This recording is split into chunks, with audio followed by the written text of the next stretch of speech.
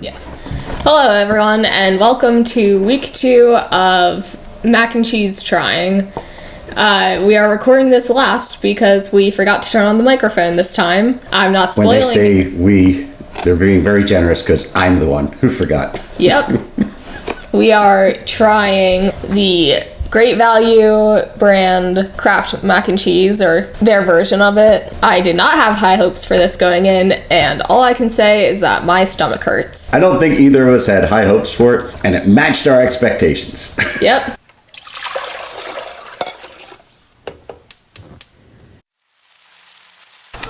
Do they have to use the worst packaging?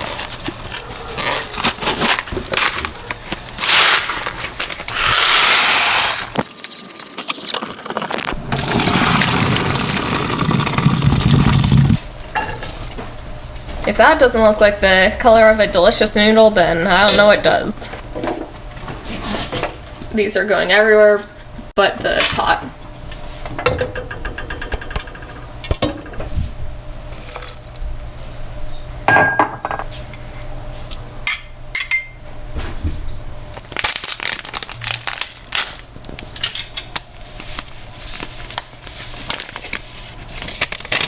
That doesn't affect the flavor. Hope not. I'd hate to lose any of this orange cheesiness. This looks like Great Value. Yum.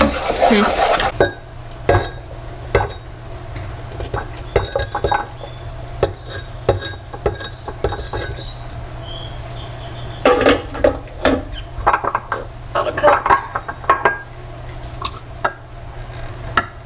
Doesn't that look delicious? Doesn't look too bad. Well, you're colorblind.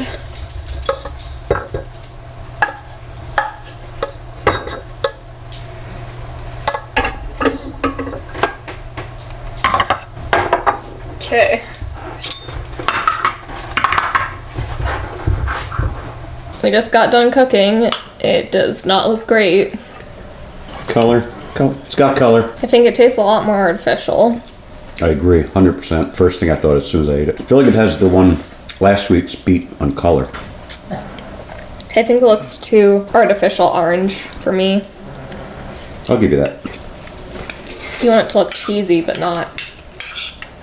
And it's not creamy. Now it said to put in 1/4 of a cup of milk, but I kind of feel like if you had put in more milk, you'd have a more better result. Possibly. We should do something like that, like take a box of this stuff and see if we can improve it. Okay, but we're not using this. It's an idea for another time. Not too salty. I bet it's got a shit ton of salt in it though, right? Probably. So it was just about 2 cups exactly. What did the box say it was going to be? Like 3 cups. Serving size. About 1 cup prepared. 3 servings per container. Can't believe I'm eating it. I was hungry. And one thing that was kind of odd when mixing it all together is that there were just clumps of orange flavor, like flavor powder, that we just couldn't mix into it. We had to end up just picking them out. Not very appealing. Really gross. I agree. Had to pick them out with a little spoon. You did use a spoon? Yeah. Okay. All right. You ready to do our judging? Is this actually called Value brand, or just, I don't see any branding on it aside from that symbol. Yeah, they stopped using like Great Value because that wasn't attracting customers or anything. So now it's just like called private label. But it doesn't even say private label. Well, that's just like what that kind of thing is called. A plain white box just as macaroni and cheese. They used to have that. They called it No Frills brand. And it was plain white with like 2 stripes. It said No Frills macaroni and cheese. No thrills.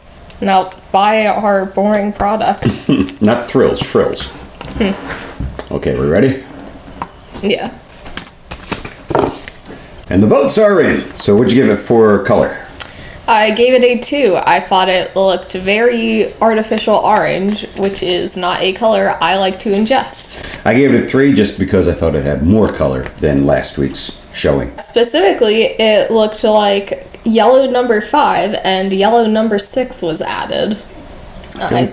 Definitely didn't just read the ingredients list for that. What'd you give it for smell? Smell, I gave it a 3. It wasn't horrendous, but it didn't wow me. I did the same thing. There's nothing about it that wowed. It was just, it didn't smell bad and it didn't smell good. So right down the middle. Cheese flavor. I gave it a 2 just because I have had something worse than this. However, it tasted incredibly artificial, especially compared to Kraft, which surprisingly was a lot better than this. I couldn't have said it better. I 100% agree. Cheese consistency. I gave it a 1. It was not creamy, was not anything other than disappointing. Cheese consistency, I gave it a 2. Just because, yeah, for everything you said, there's just nothing good there. Noodle flavor.